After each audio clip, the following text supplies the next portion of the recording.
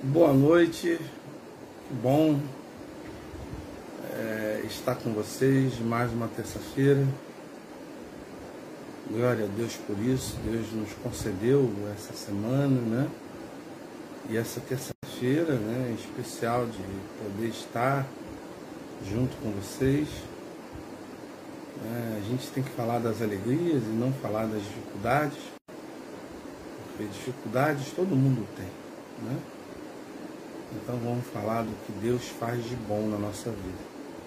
O bom é que eu estou vivo, né? Você está vivo, nós estamos bem, estamos fazendo tudo o que dá para fazer, né? Isso é uma coisa boa, né? Então é isso que nós temos que proclamar, temos que divulgar, né? Que Deus é bom, né? Deus nos dá a oportunidade de fazer sempre coisas boas, né? Porque só Ele é bom, né? Então nós, estou acostumado a fazer sempre com vocês, né? Sempre a gente misturado e junto, né? E eu sinto falta disso, né? Do calor humano, né? Das peraltices de vocês. Eu sinto falta dessas coisas, né? E isso me faz assim um bem enorme estar com vocês presencialmente, né? Mas infelizmente por um tempinho não vai dar, né? Mas Deus sabe de todas as coisas. Nós vamos estar aqui toda terça-feira, assim, se Deus conceder, se Deus permitir. Toda terça-feira está aqui para nós celebrarmos esse culto de adoração e louvor ao nosso amado e querido Deus. Nós vamos agora orar, pedir a direção de Deus, para que Deus fale aos nossos corações através da palavra. Vamos ser gratos a Deus por mais uma semana, pelo que Deus realizou em nossa vida, na minha, na sua, né? E que Deus ainda há de realizar, né? Temos toda uma semana pela frente e Deus sempre traz o melhor para a nossa vida, né? Então nós vamos agora orar, né? Vamos falar com o nosso Pai, esse Pai maravilhoso, esse Pai que sempre está disposto a nos abençoar, né? Pai querido, nós nos colocamos diante do teu trono de graças e clamamos a Ti, a Tua presença, clamamos que o Senhor manifeste o Seu poder sobre as nossas vidas, não que mereçamos, Pai, mas é sempre fazendo menção do nome de Jesus e colocando diante do Teu trono os nossos arrependimentos, para que as nossas orações possam ser ouvidas pelo Senhor, que o sangue de Jesus possa nos purificar, para que a gente continue sendo um instrumento para que o Teu Santo Espírito nos use para abençoar não só esses que estão conosco aqui, né, aqueles que entrarão durante a live, mas todos os outros que receberão o vídeo e todos os outros que eu falar com essas pessoas, né? Que continue sendo um instrumento em Tuas mãos, Senhor.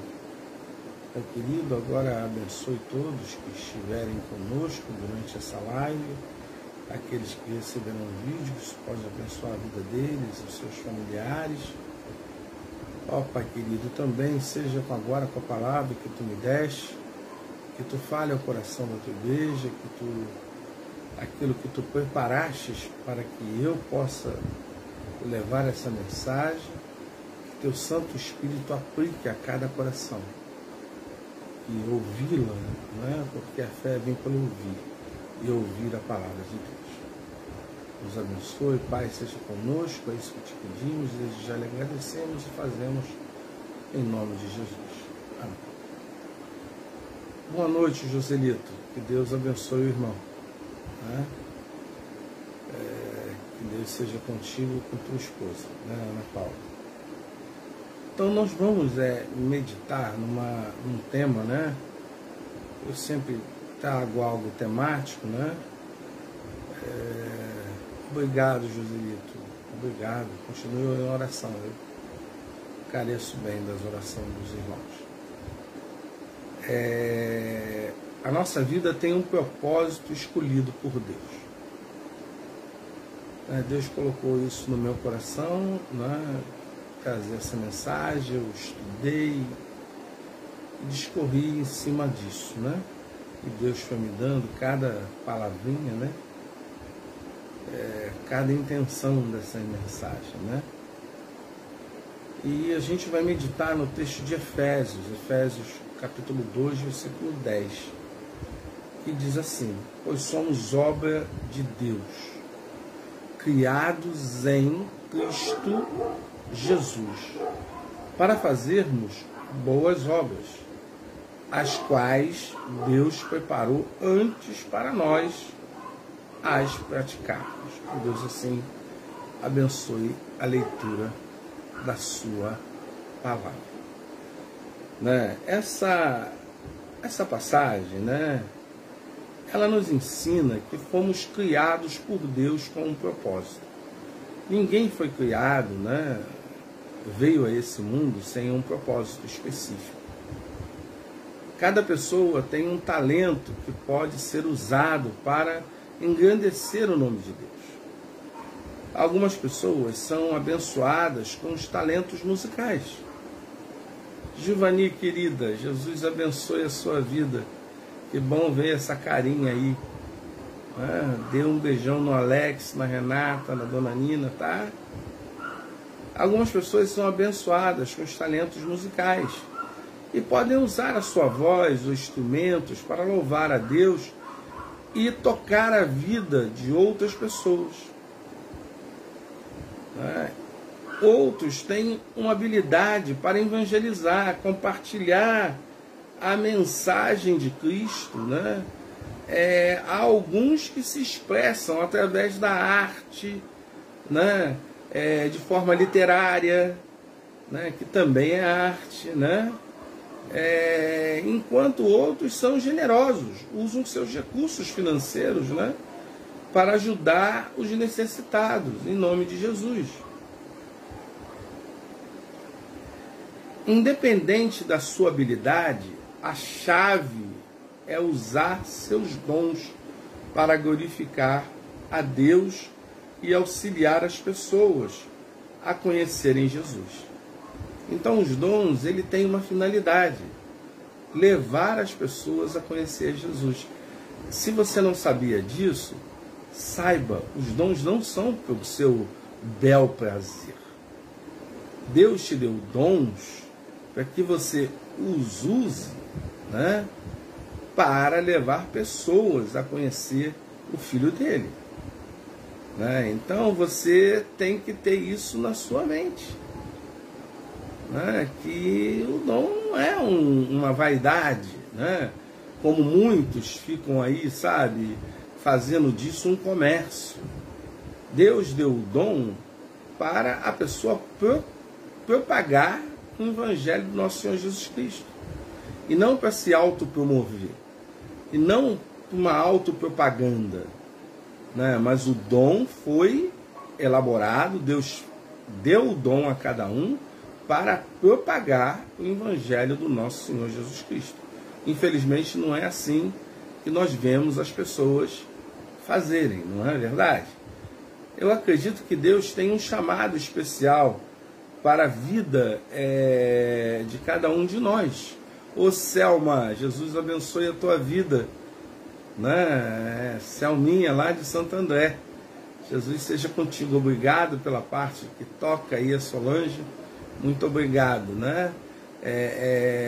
Nelson, deu um banco, Nelson Cardoso, é isso? Deu um banco, olha cara, deu um banco, me perdoa o teu amigo aqui que está... eu estou bem, graças a Deus, não tem que reclamar nada.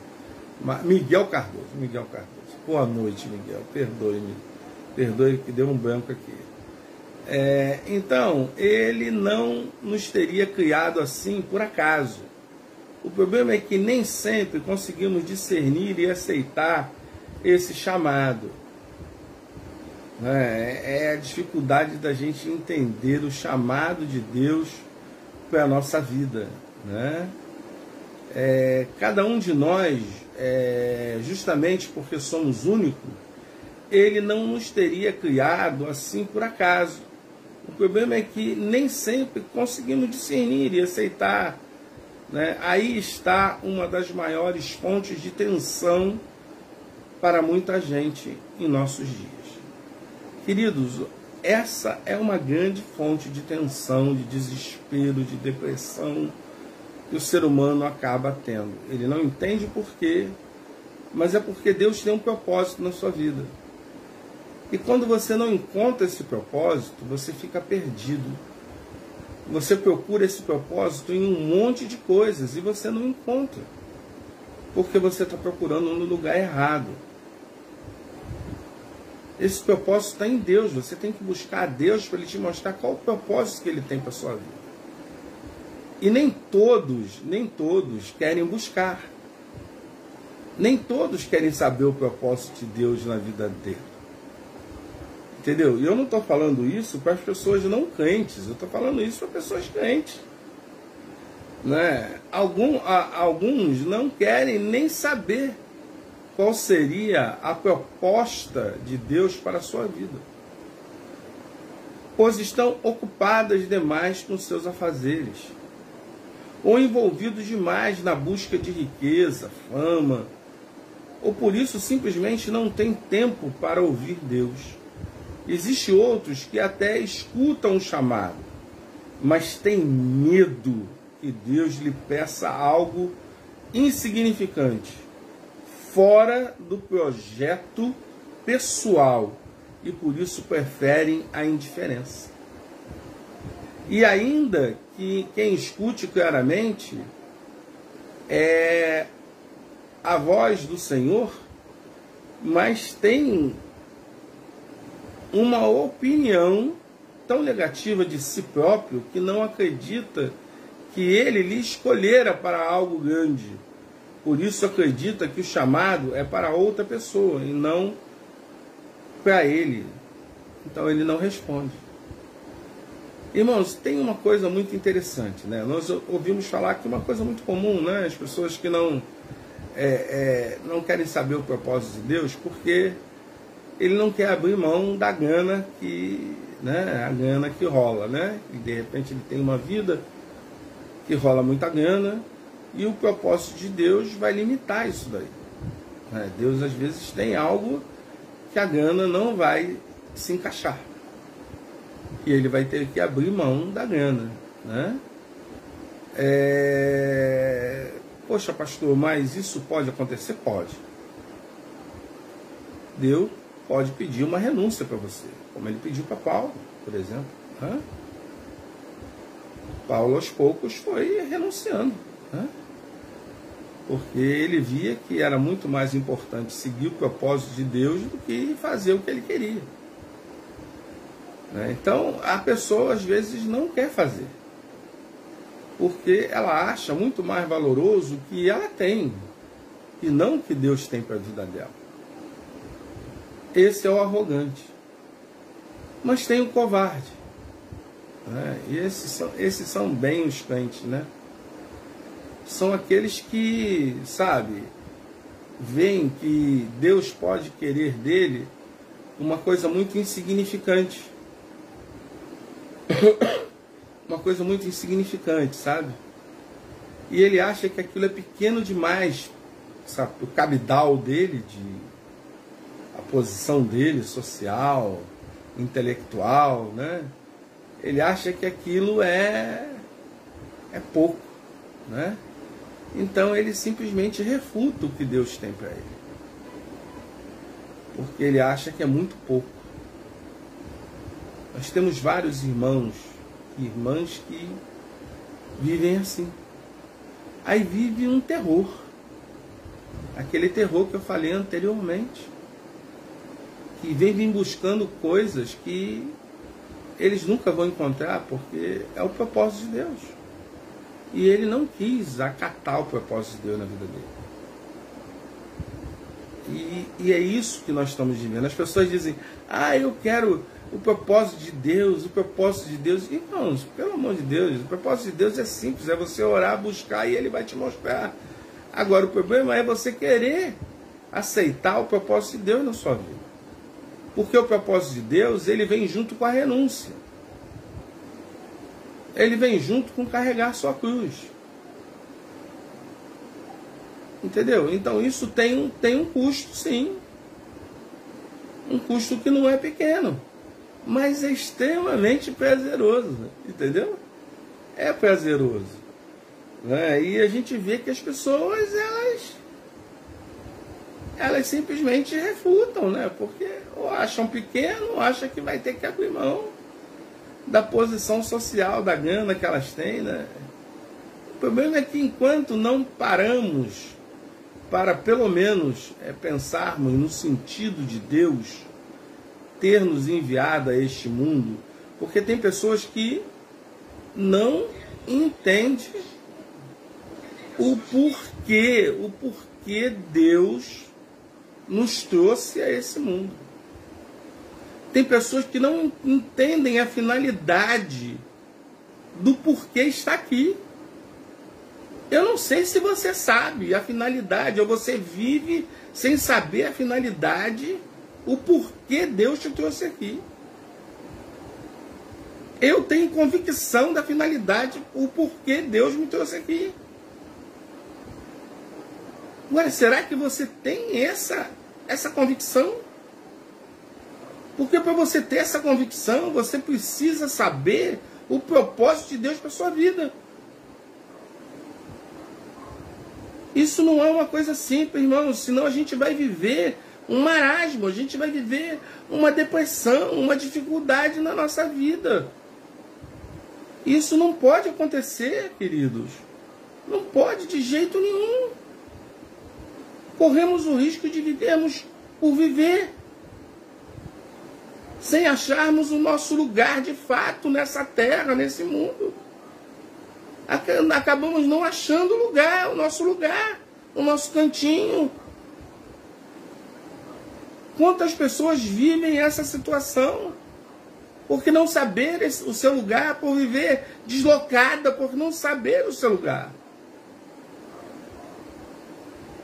Porque eu ouvi ontem num filme a pessoa dizendo que o velho, ele não chega uma idade que ninguém quer ele. Tipo, ele não tem lugar. Não, ele não tem lugar porque ele não tem propósito. É porque ele não tem propósito. Porque toda pessoa que tem propósito, ele tem um lugar. Ele sabe qual é o seu lugar.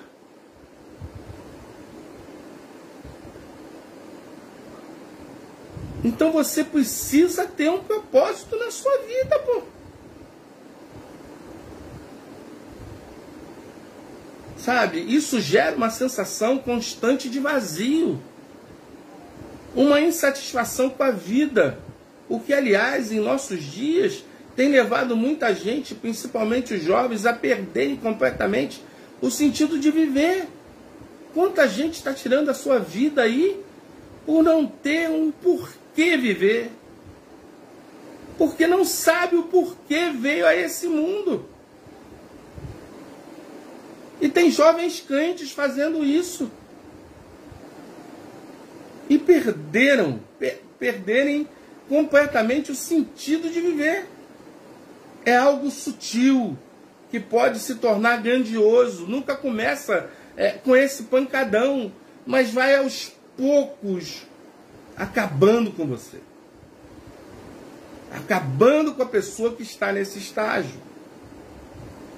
E pode se tornar grandioso se não aprendermos a lidar com a situação desde o início. Em buscar um propósito para a nossa vida, o plano de Deus. Recordo-me, né, eu botei aqui uma parte minha, lembrei um pouquinho da minha infância, né? Recordo-me de que quando eu era criança, mesmo sem compreender o que eu seria, que seria um chamado de Deus, porque eu via muito essa coisa de propósito, né? Na minha infância, se falava muito sobre isso. A palavra forte era propósito e nova era, né? E eu ouvia muito falar sobre propósito. E eu queria entender o que era propósito, né? Propósito de Deus na sua vida, né? E mesmo sem compreender o que seria o chamado de Deus, eu acreditava que Ele havia me criado para algo maior do que meus planos. Eu achava que meus planos eram muito pequenos, perto do que Deus tinha me chamado, o que Deus queria da minha vida. Eu sempre achei que eu era míope em relação a isso. Sou míope realmente. Mas eu achava que era extremamente míope. Muito mais míope nesse sentido, né? E hoje, porém, quando olhando para a minha história, percebo claramente como a mão de Deus sempre conduziu a minha vida. Sempre, sempre. Até nos momentos que eu não fui muito fiel a Ele, a mão dele conduziu a minha vida. Ô Diego, meu querido, meu amado, vou estar no casamento, vou estar bem para estar nesse casamento, vou estar aí fazendo essa cerimônia, uma parte dessa cerimônia, sabe, Diego? Vou estar aí com você e Mária, com certeza, tá? Eu te amo, tá? Amo vocês, tá?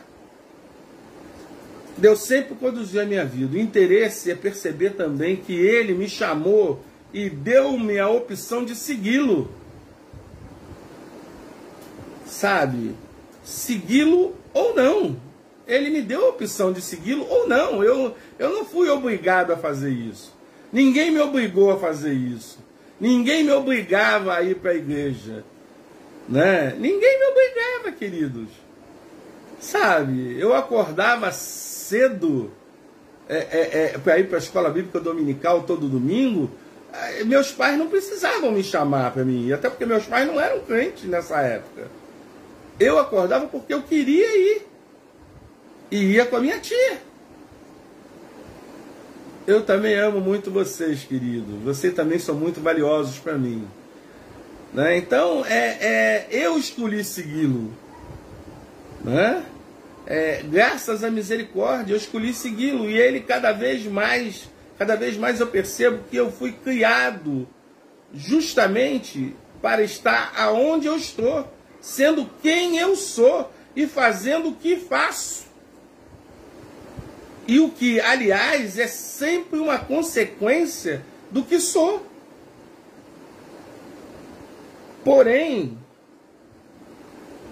eu percebo que se eu tivesse parado nos meus medos, nos meus projetos pessoais, nas minhas incapacidades, jamais eu teria dito sim ao chamado de Deus. Porque Deus me chamou várias vezes. E eu ouvi o chamado dele. Eu ouvi o chamado dele. E eu entendi qual era o propósito dele na minha vida. Portanto, se você também percebe que ele lhe chama para algo maior, independente, né, da sua condição, tenha coragem, meu irmão. Tenha coragem de dizer sim de todo o coração. Pois ele mesmo irá providenciar o necessário para a vontade dele que se cumpra em sua vida. E assim a sua alegria seja completa. Sabe, queridos, é importantíssimo a gente entender isso. Sabe, eu senti de Deus aqui de fazer uma oração com os irmãos, mas é uma oração que eu escrevi essa oração.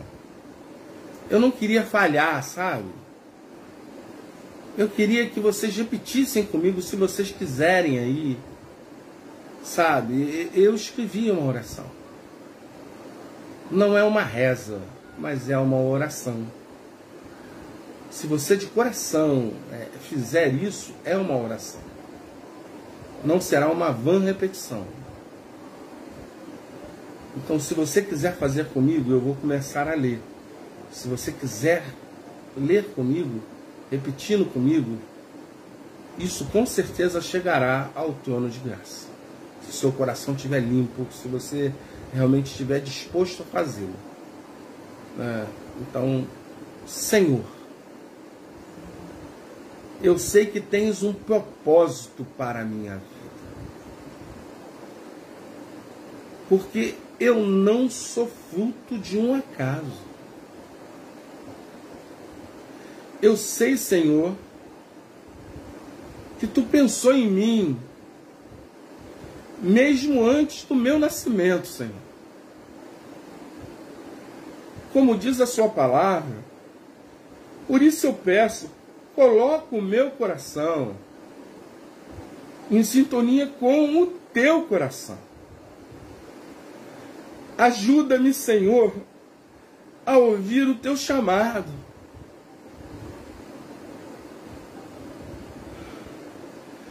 Se as minhas expectativas e planos não estão alinhados com os Teus propósitos, eu quero submetê-los à Tua autoridade.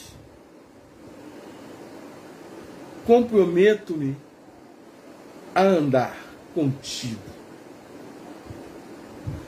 Quero que a Tua vontade se cumpra em mim.